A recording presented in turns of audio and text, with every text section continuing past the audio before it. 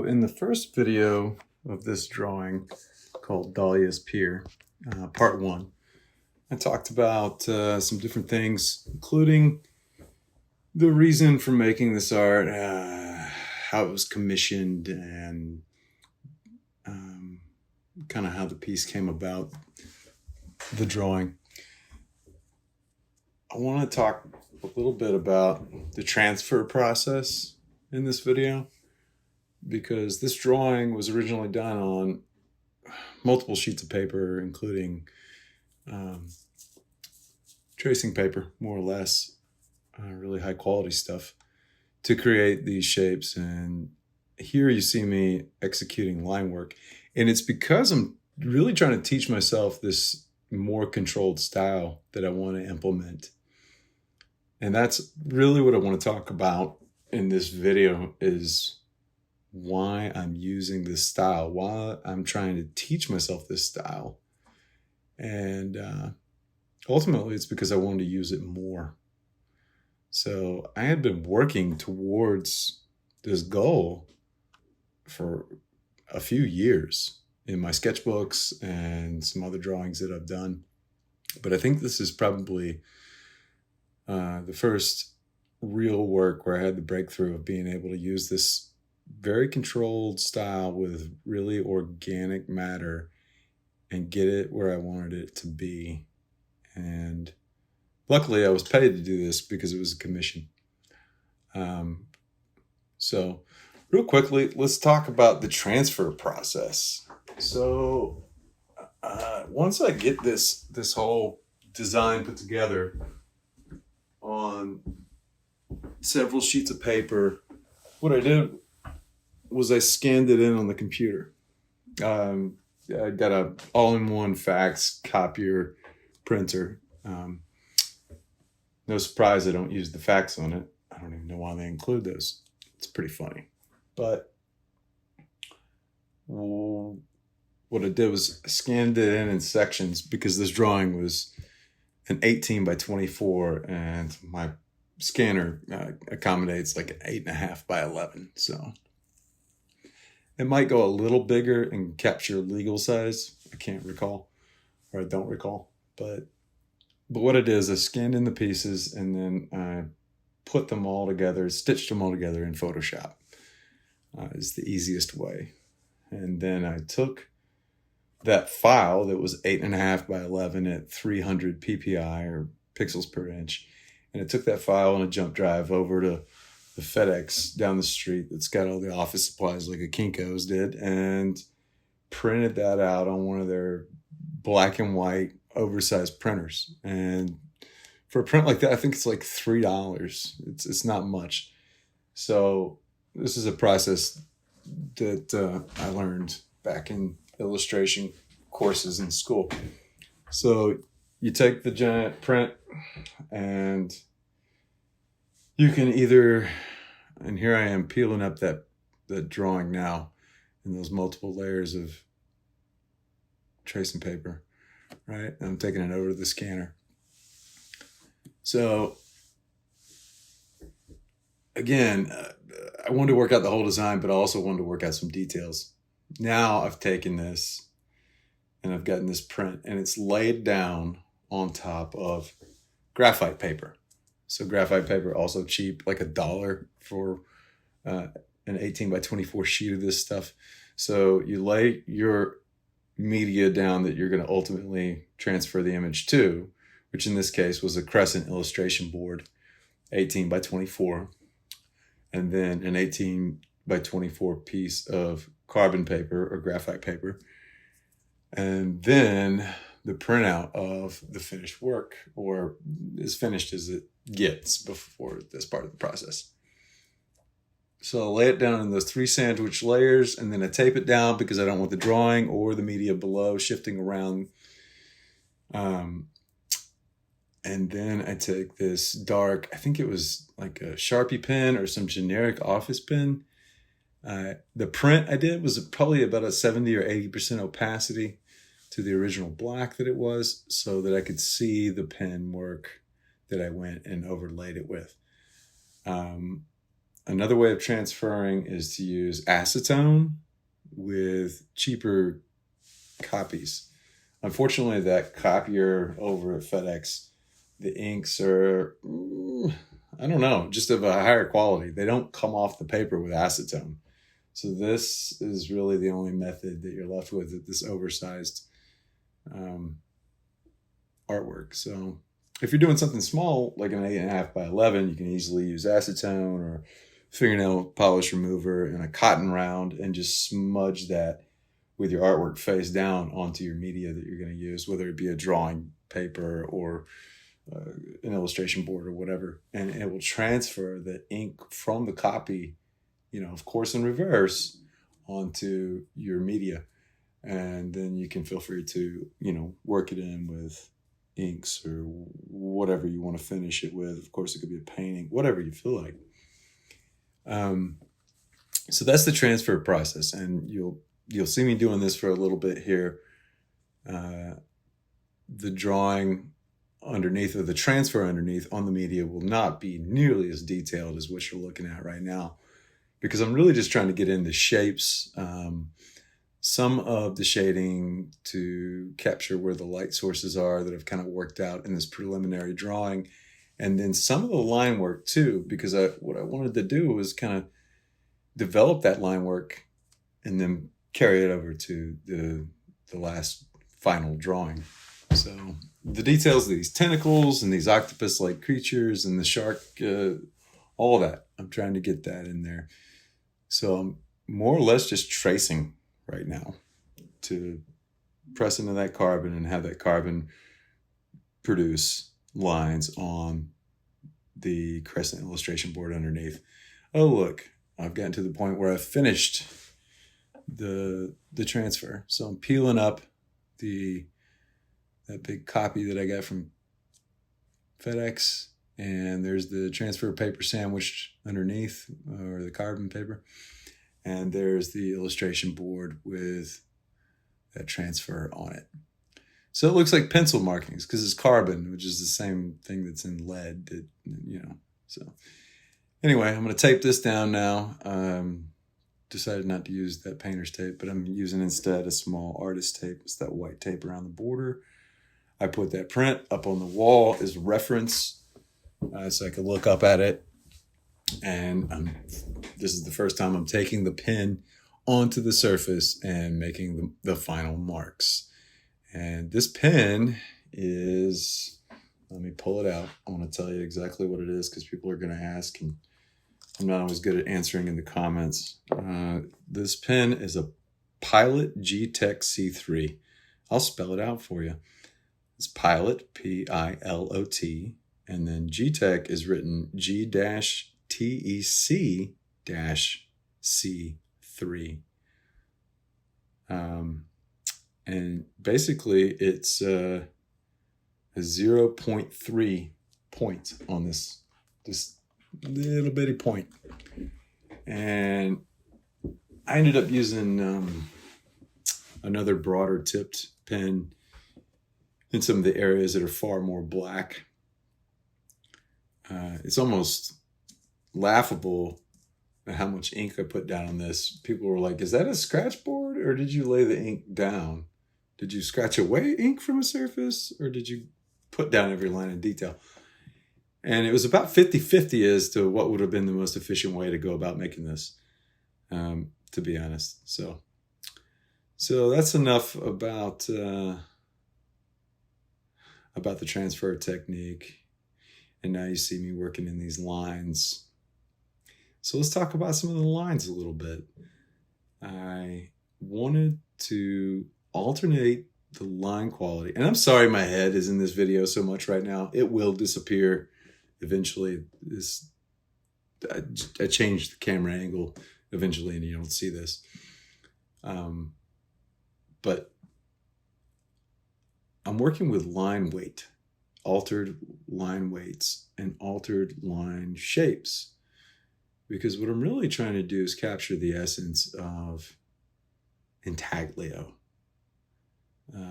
which is where artists or artisans would carve I say carve, that's more of an engraving term, where they would incise or scratch. Sorry, my voice is scratchy. Where artists would scratch using metal tips or blades to scratch into the surface of a copper plate or a zinc plate, some softer metal that's not too soft, okay? Also more ubiquitous than, say, gold or silver, so it's not a ton of money to create these things. Not that a copper plate's cheap. A little 8x10 copper plate right now will probably run you $50 at the art store. But anyway, the process of intaglio is scratching lines into plates. And then the ink is applied to the face of the plate. It's kind of worked into those grooves that were created by the scratches. And then the face of the plate itself is wiped off and the ink remains down in those grooves. So it goes onto a press from there, usually a big roller press. And there's a piece of paper, on top of it, and it runs under the press and it smashes that paper to where it picks up that ink from the grooves in the plate. And what you pull off is an exact reversal image of what was carved into it. And there's a lot of reasons I wanted to get into a style that was reminiscent of this particular look.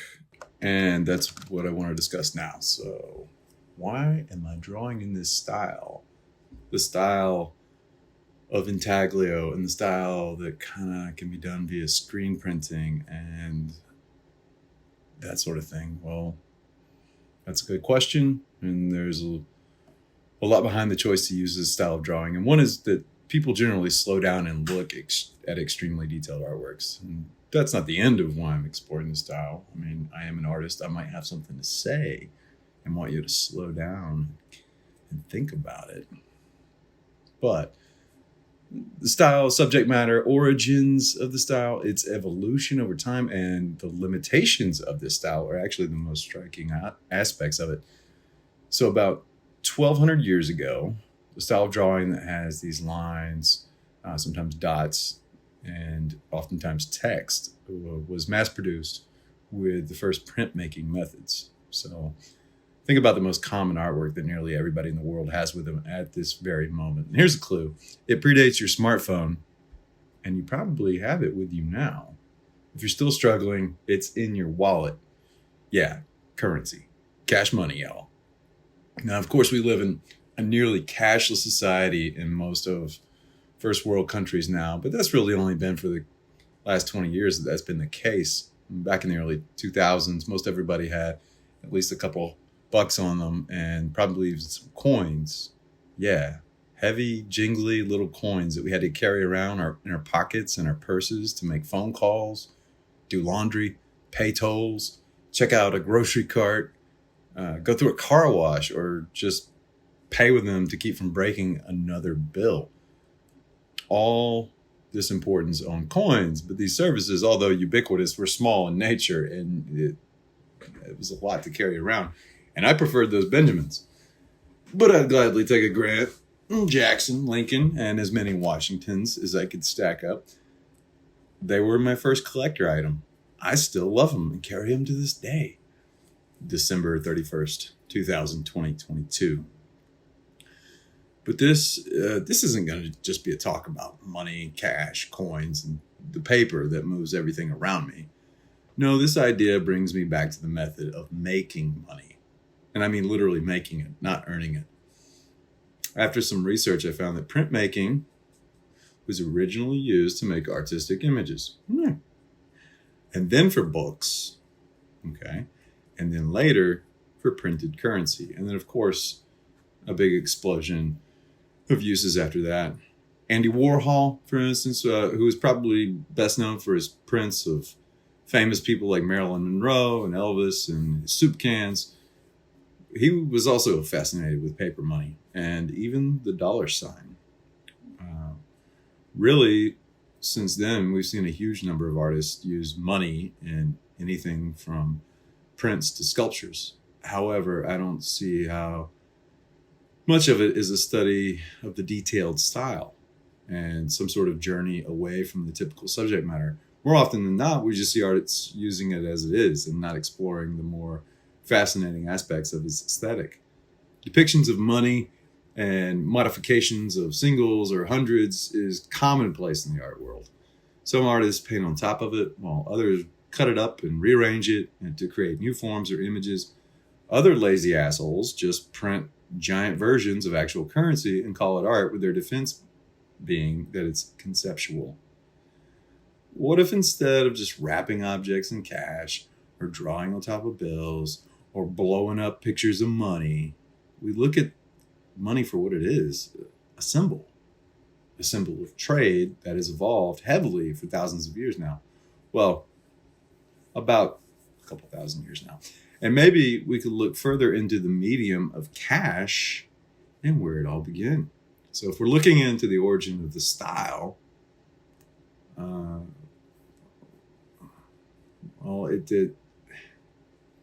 it originated about 600 BC. They say that the love of money is the root of all evil. Well, what about the aesthetic of money? Because I love the way it looks, and print media since the Renaissance until current day suggests that most of society does as well. And the look first came about on silver coins around 600 BC. They were stamped, and pictures of them represented denominations. This first came about probably in what is now called Turkey. The process included a great engraved image on a hard metal that was pounded by a hammer into a softer metal like gold or silver. Earlier humans than these were using I think they were called cow shells. They were shells that they used for trade. And I'm sure they were pretty, but not really a reliable way to denote amounts. So later in China, and before even realizing why it would be so important to move over to paper for larger denominations, these Chinese traders of the Tang dynasty invented promissory notes, or paper money. They did this to literally lighten the load of traders on the Silk Road trading routes. A couple hundred years later, due to a copper shortage, making coins difficult to make, the Chinese government printed the first banknotes in the Sichuan province. In another 100 years, around 1270 AD, the Song dynasty made paper currency the standard. And this is where the aesthetic really took off. They used the earliest form of printing known to man, too, woodblock printing. The media defined the restrictions of the artwork. So the wood block and what it was printed onto, the process defined the restrictions of the artwork.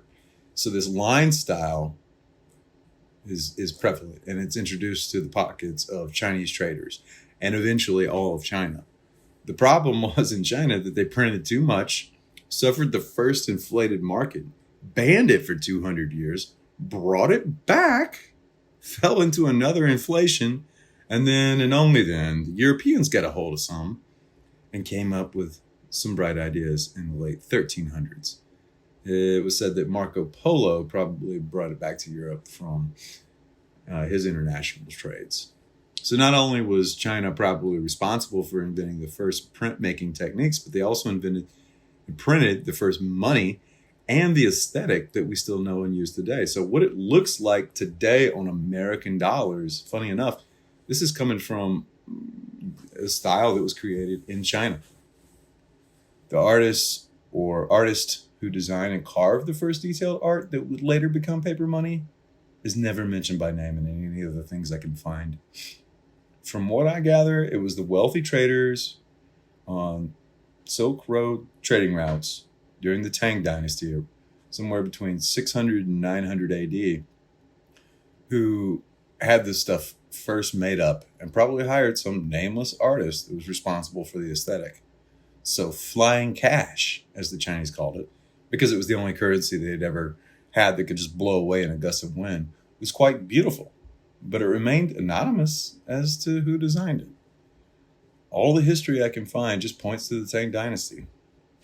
So The artist was the Tang Dynasty, and being born out of necessity, it was merely utilitarian in origin. Art historians and critiques of the 21st century love the utility label on design work because it immediately removes it from the quote-unquote fine art category. One of the arguments to support the dismissal of utility as art is that if an artwork is created to serve, then it wasn't created for art's sake, therefore not fine art.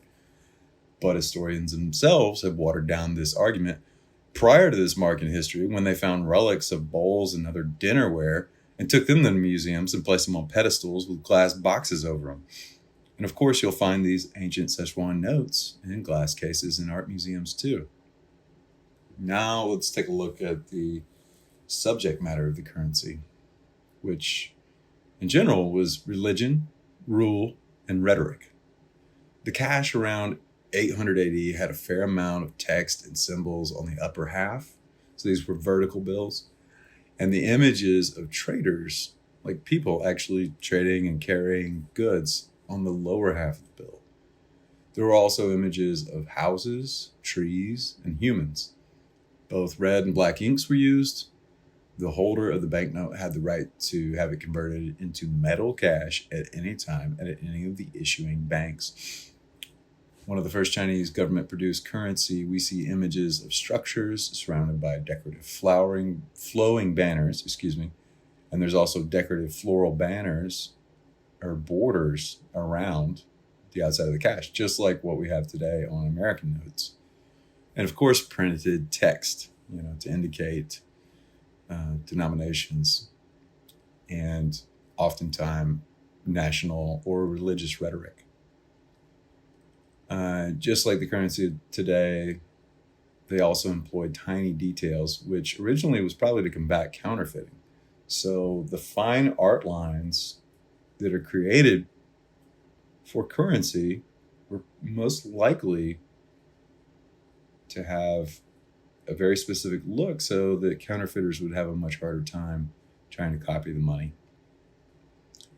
Some of the other images you would see on some of the early Chinese notes would look like coils of rope, a couple of them sitting on the surface, and then they're coming unraveled at the top, and they're connected with a bow. And this is all featured in the center of the note. Later, the Chinese paper money would have images of the emperor belonging to the time that it was made. So during the emperor's rule, a little longer, you would see that. On the longer timeline, where money began popping up in Europe and later in America, we see common subject matter of the ruling classes again, including this time the Catholic Church and monarchs of the time. So basically your dictators, your kings and queens. The structures depicted on Chinese cash were likely temples, of course, alongside an image of the emperor. So then the consistent message on money includes religion and rulers throughout the evolution of the paper currency all across the globe. Religion and rulers are adorned with floral and flowing images with text laid in to denote amounts and identify how it was to be used, and usually some more text containing religious or nationalistic rhetoric. So printmaking came before money, but when? Well, the history of printmaking began in the Han Dynasty of China. The earliest known example, a woodblock print on silk, has been dated sometime during the Han Dynasty from, it's pretty wide, it was 200 BC to 200 AD. So within a 400-year block on either side of the death of Christ and birth of Christ, life of Christ, I guess we could call it. The first print on paper was made during the 7th century. The original form of printmaking used was a small wooden block as the matrix for the ink. And it was originally, all this was originally used as a form of communication. So it enabled artists to distribute artwork to larger numbers of people. Starting in the 8th century, Japanese artists used printmaking to make multiples of Buddhist manuscripts. So books began around 800 AD. The oldest printed printed text in the world is believed to be the Diamond Sutra, a book of Buddhism that was found in a cave nearly 1,200 years ago. All that, and still the popularity of printmaking is attributed to Europeans from the 15th century. They got it and used it as an extension of the work that goldsmiths already did to decorate silver pieces. Copper and zinc were the two most common materials for the plate, and they're polished to a shine, and then they would burn to create fine lines across the surface. And then right around the same time, mid 1400s, the printing press was invented by Johannes Gutenberg. And he put that operation of the printing press into practice. After he kicked it off, he'd later print what became known as the Gutenberg Bible. And that is really where printmaking became popular. Even though it wasn't the first book off the press, I think the first book off of his press was a Latin language Bible printed in Germany. So at this point, printmaking is changing the world. And the impression that I get again is that printmaking was originally used to make these artistic images, then for books, and then later for currency in that order.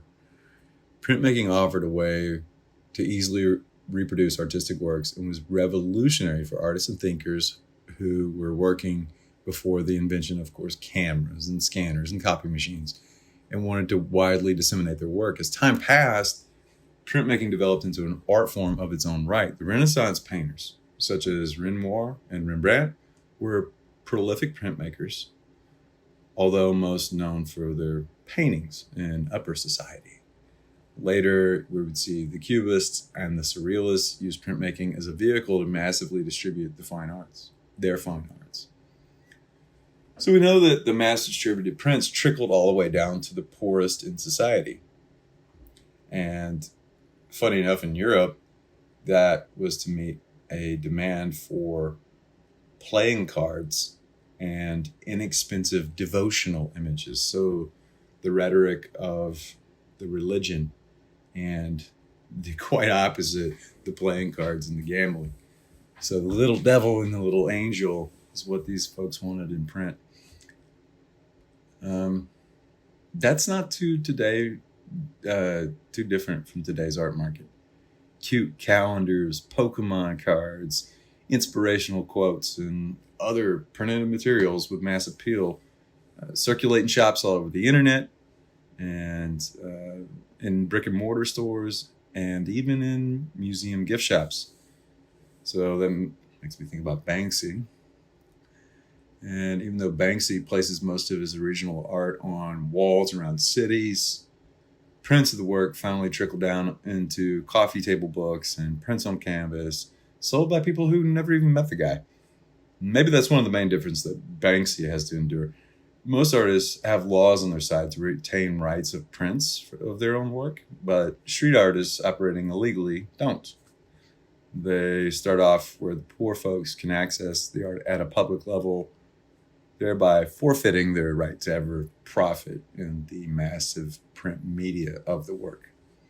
So if there's anything special you should know about printmaking as an art, the artistic process, of course, the principle of transferring images from a matrix onto another surface, most often paper, sometimes fabric. Traditional printmaking techniques include woodcut, etching, engraving, lithography, while modern artists have expanded into techniques that include screen printing and then, of course, eventually digital printing. And if you've ever attempted printmaking, you know that it's more of an art than a science. There are so many mistakes that happen in the beginning, and costly discarded paper and ink begins to take a toll on you.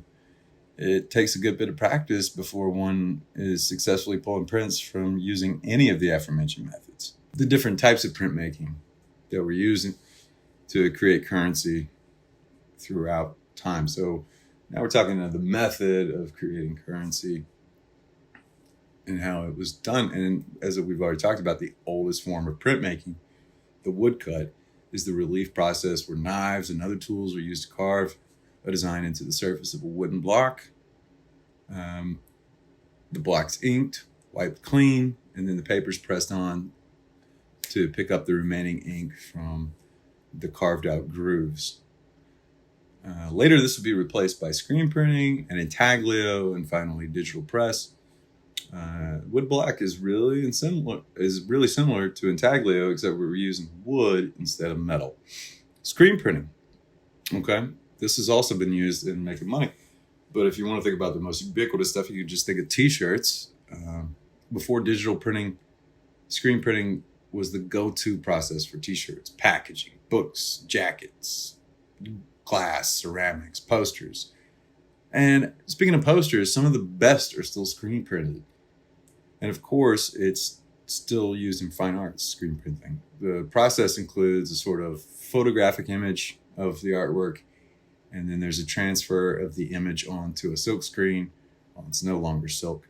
And then ink is passed through that screen. The screen allows for the inks to lay down on the media in some areas and restricts from other areas. And that can have gradations.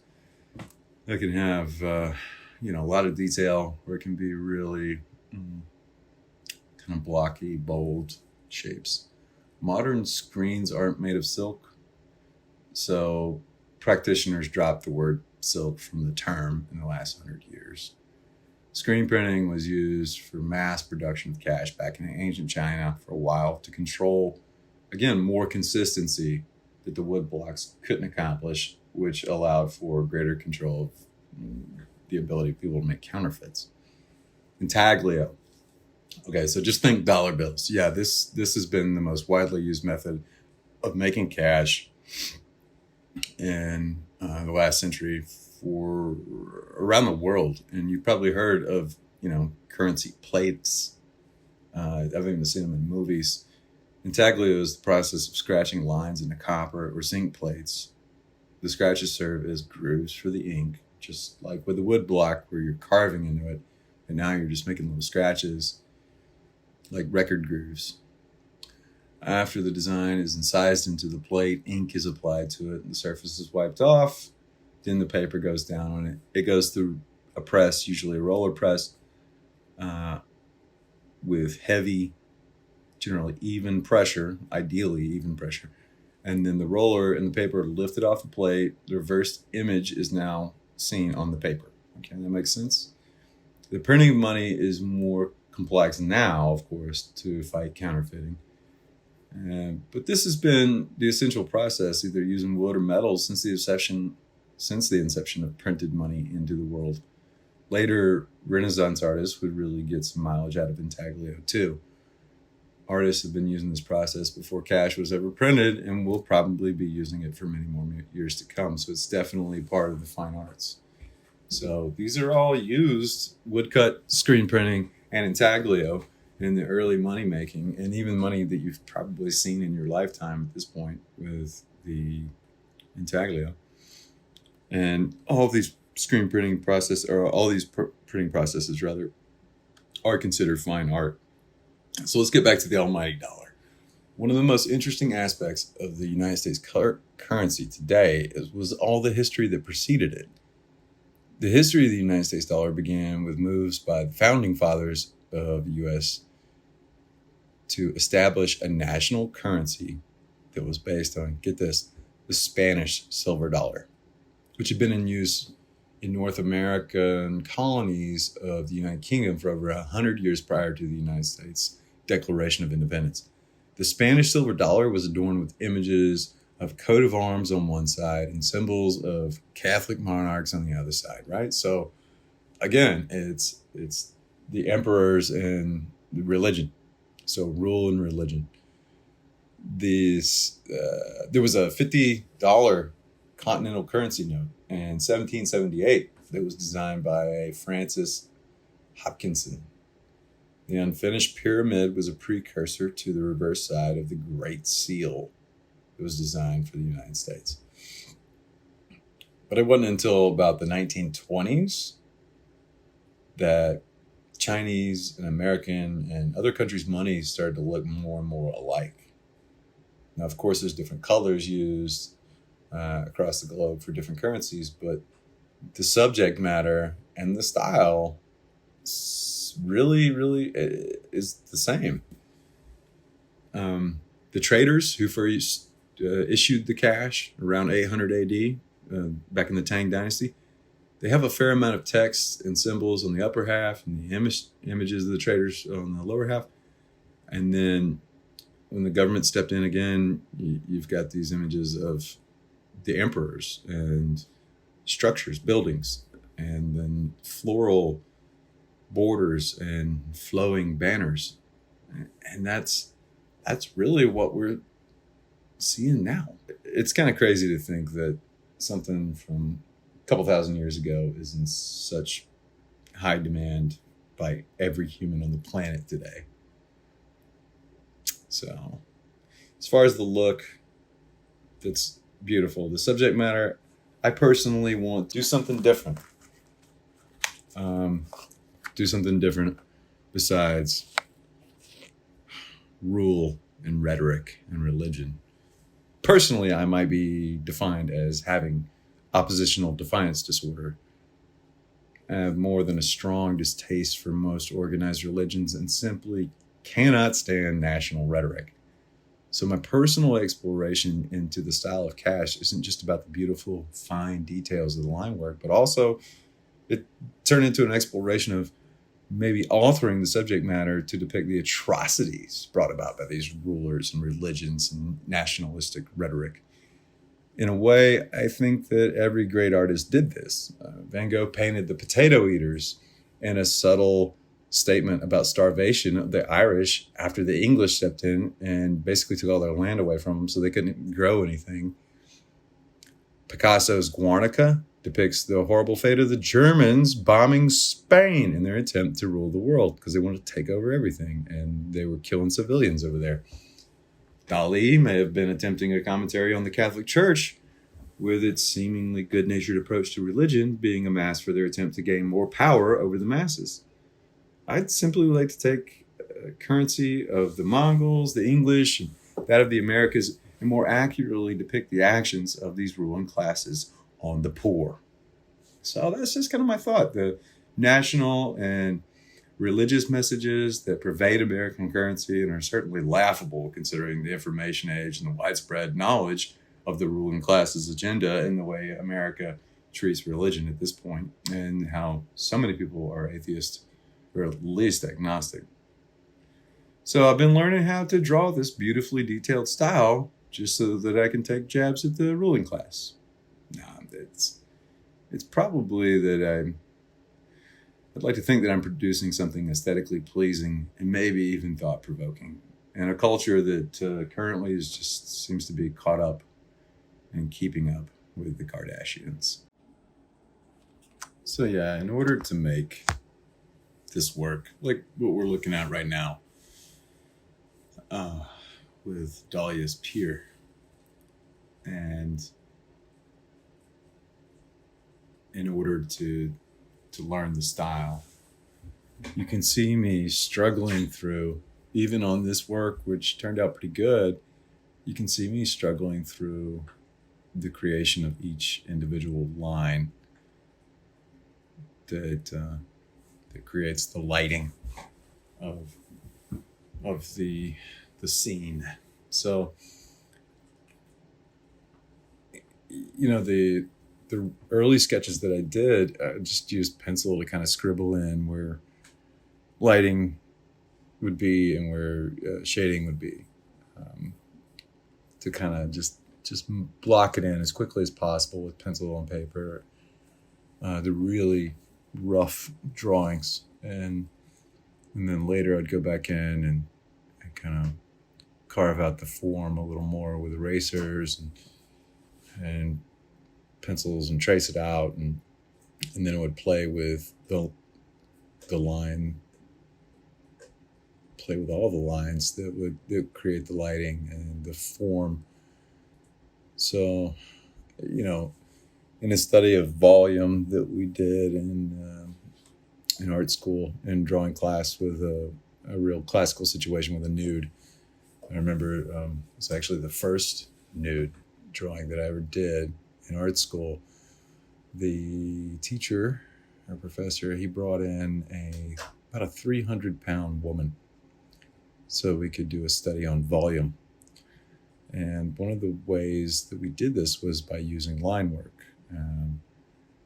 And it would kind of show the expansion of large shape and then the compartmentalized areas of smaller shapes depending on the curvature of the line. And we were instructed to really focus on curvatures of the line. So that was pretty important in organic form. But when I'm talking about all this money stuff, obviously there's going to be more structural form, more hard line, more masculine lines, as opposed to the more curved feminine lines. So we're going to use this. I say we, as I go forward in the making the artwork that I want to create now, I'm going to be using both masculine straight lines and feminine curved lines, and it'll be probably an attempt to create structural, invented, man-made type things, and then the curved lines for human bodies and maybe other animal bodies, and of course floral elements and the different things that I see myself employing in the art that I want to create. So yeah, I mean, I've been talking a lot about technique, and I've been talking a lot about this style from Currency, but the idea is that most of culture that we have now is changing, and it's changing rapidly, and people on both the left and right side of nationalists politics, they all agree that this isn't working and that we're in a culture war. And I'm observing all this happen, and I'm a father now, and I think about the future of society, and more locally, I think about just like my kid's education and what's he going to do when he gets out of school. If he stays in America, what's that going to look like?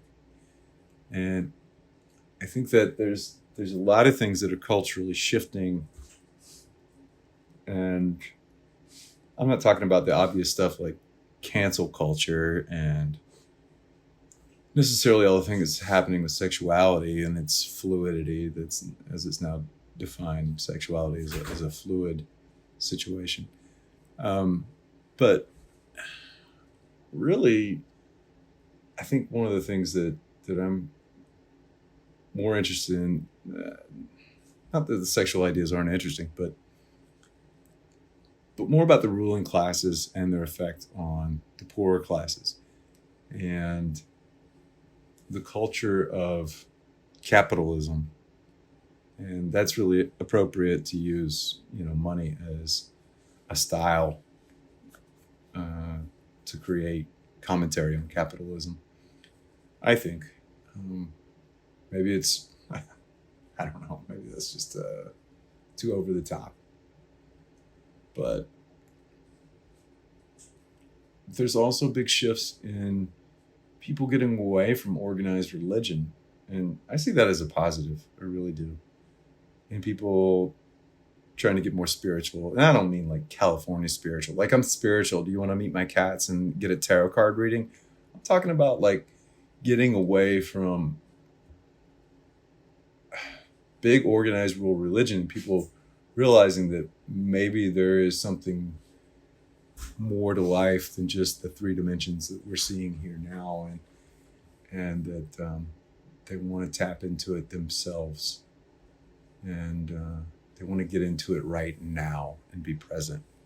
And I think that that's a real interesting shift in our culture as well.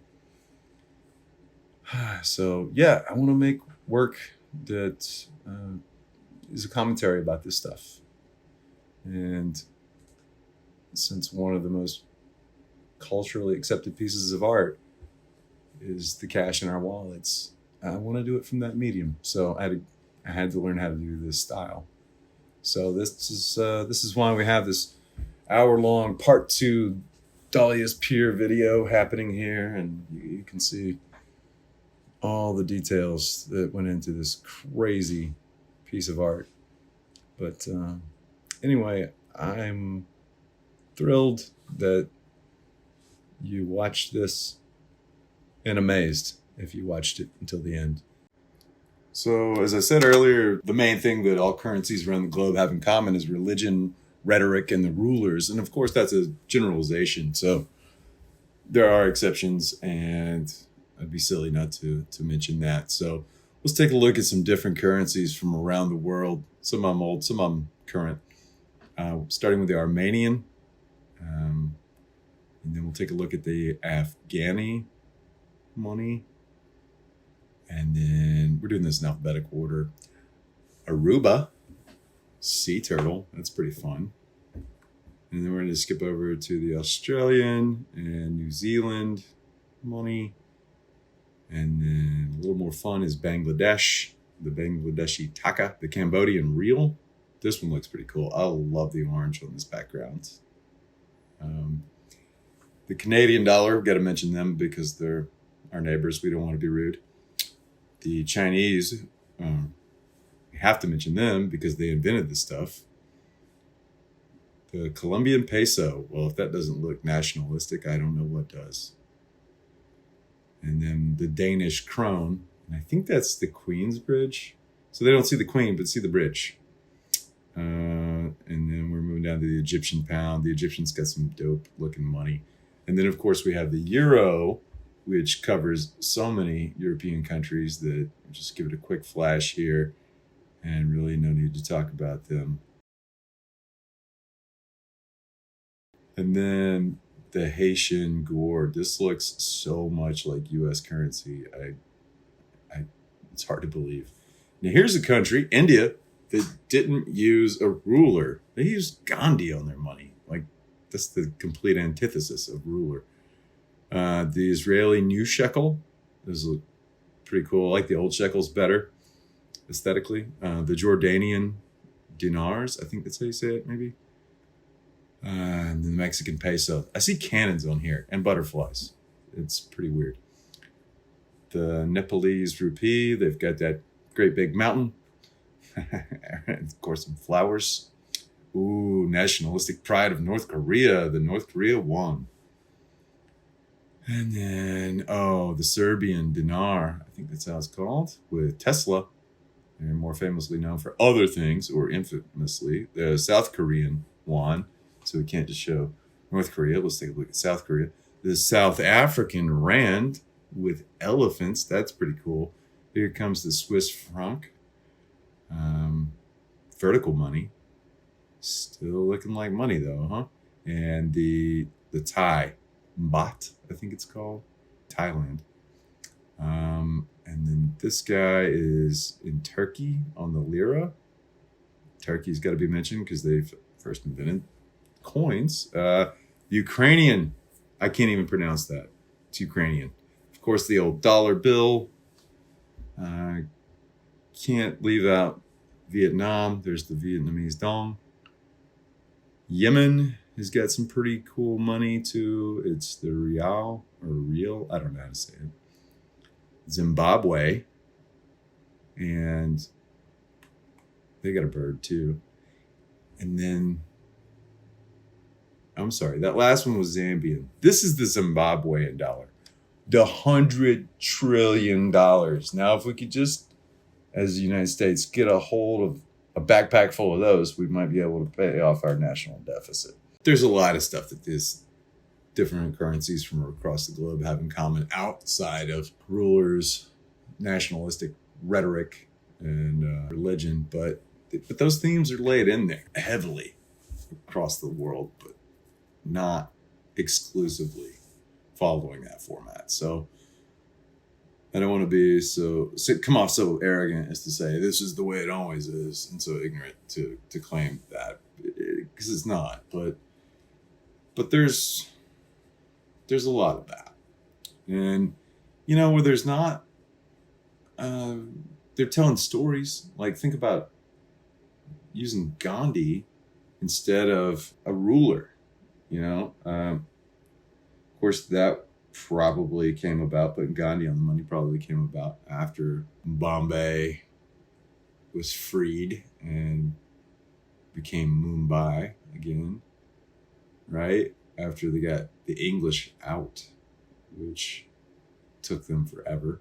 And Gandhi was the leader. So even if it wasn't a ruler, they're going to put their leaders on the money. Gandhi was the leader of the nonviolent movement to ultimately get England out of India. And his theory was that we're going to have to get the English out, but we're going to have them leave as friends. Across the board, between the religious and the nationalistic and the rulers, I think that the architecture that's on the money in a lot of cases is really interesting.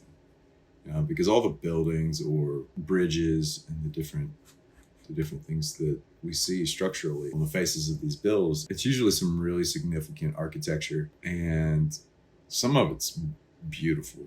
I love some from the Asian countries and Afghanistan, even some of the temples and different things like that you'll see.